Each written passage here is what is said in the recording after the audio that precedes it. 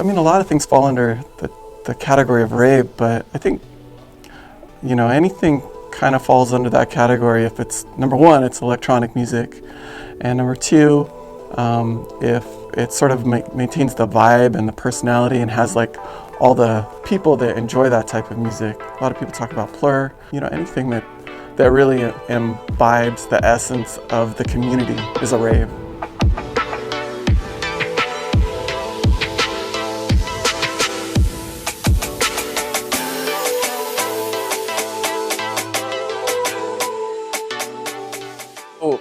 It was honestly a freaking magical experience because I've been wanting to play EPR like ever since I started coming to these raves. I get a last minute text message from Mike, the owner, who's like, hey, do you want to come up and open up the room? I don't have anybody else to. I'm like, okay, why not? It was amazing.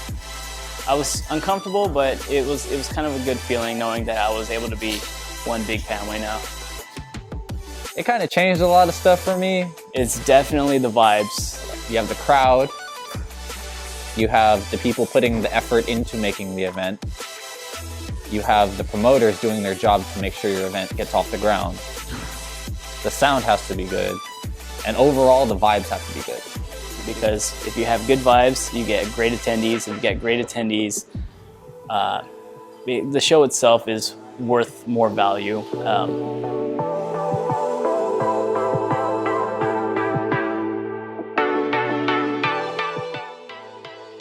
Why did I start to rave?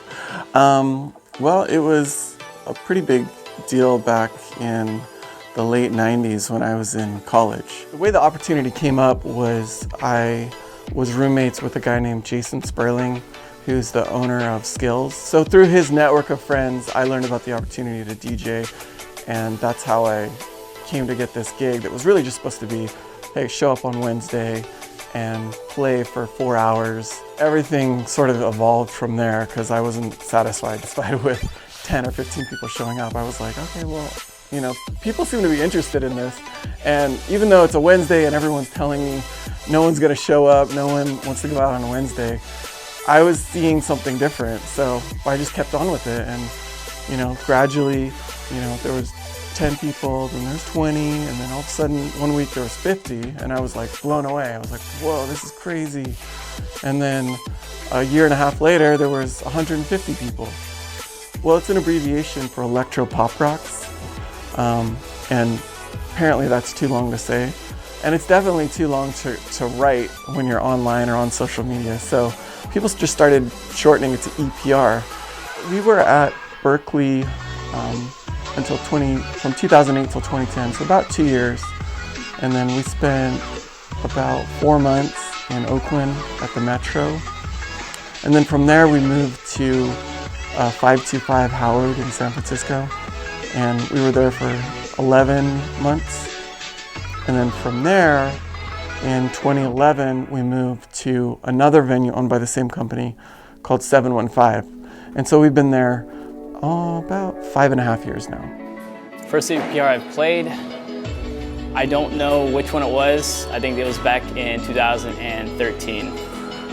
First time I played at EPR was probably about 4 months ago, and it was Figure. I believe, yeah, it was Figure and another artist who I cannot remember, but I was playing in the front room, and it was a freaking awesome experience. Like, I tried keeping count, but I played EPR so often to where I think I could probably fill my own at least half a year worth. It's been going for almost 9 years in May. So we're sitting right around 450, 440, 450, something like that. There's been, you know, a couple of really scary times, which generally are having to move locations. And I just didn't know if people would follow. I didn't know if people were just showing up because it was convenient in the East Bay.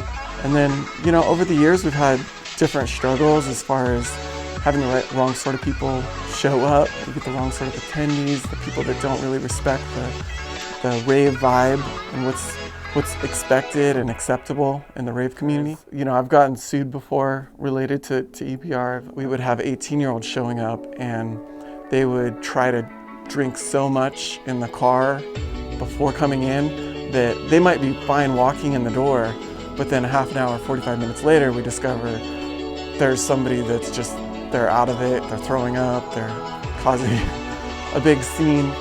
I came from a corporate career where I worked at UC Berkeley and I worked in corporate America at Deloitte Consulting. So I went to school for computer science and I have other things I could do.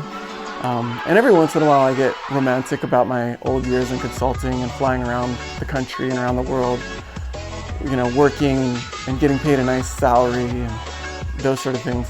But then I think about all the things that EPR has given me and the flexibility it gives me and the excitement and happiness I get from the people that come up every week. And people come up to me and actually will thank me for doing the show. And then that reminds me that people do appreciate what we do and that I really enjoy making people happy. And a bunch of homies were like, yo, you gotta check out EPR, so I did, and I'm fucking happy, dude. I've been coming back ever since.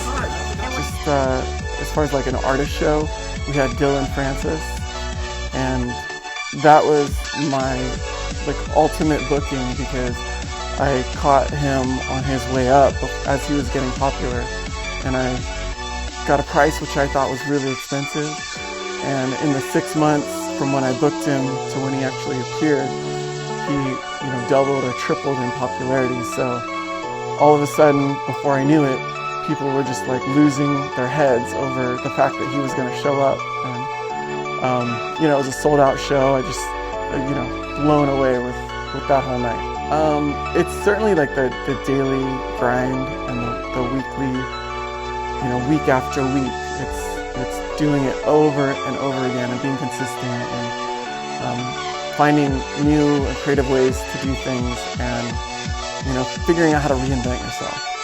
When we first started, we really had just ravers showing up, and as you saw on the radio, like Britney Spears started doing songs that incorporated dubstep elements, and that was around 2012, 2013, and all of a sudden it moved from just being ravers and just being people that were in the electronic music scene to something that was a little bit broader and widespread, and you saw people from all sorts of backgrounds start to show up. So one thing we're doing is trying to refocus more on the local community and cultivate the DJs that are here in the Bay Area, and sort of take away focus from some of the big headliners that we've been bringing in.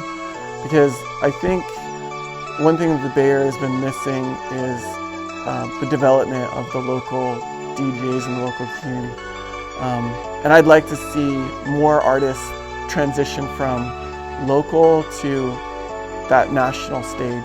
And I think the way that we can support that is to really focus on identifying those people that are doing really well and coming up and try to give them more of a platform so that they can start building their communities and their fan base